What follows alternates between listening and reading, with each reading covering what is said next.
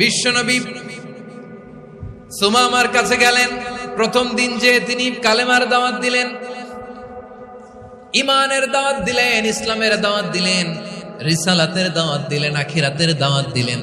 পরের দিন যে বিশ্বনবী সালাতের দাওয়াত দিলেন, যাকাতের দাওয়াত দিলেন, ইসলাম কি, কিভাবে, কেমন করে পালন করতে হয় চমৎকার আর্টিকুলেট করতে শুরু করলেন। তন্ময় হয়ে সুমামা ইবনে উসাল রাদিয়াল্লাহু তাআলা আনহু বিশ্বনবীর কথাগুলো শুনতে আরম্ভ করলো। একদিন নয়, 2 দিন নয়, টানা 3 দিন বিশ্বনবী সুমামার কাছে ইসলামকে প্রেজেন্ট করেছেন, উপস্থাপন করেছেন। আওয়াজ করে বলেন, কয় দিন? 3 দিন। 3 দিন মসজিদে নববীতে বাধা।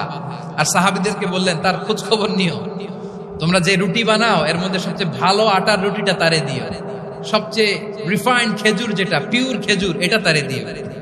আর বিশ্বনবী নিজের ওট থেকে দুধ দহন করে ওনার বাড়ির এক কর্মচারীকে বলেছেন, দুধ দহন করে সুমামার জন্য নিয়ে যে। সুবহানাল্লাহ পড়বেন না?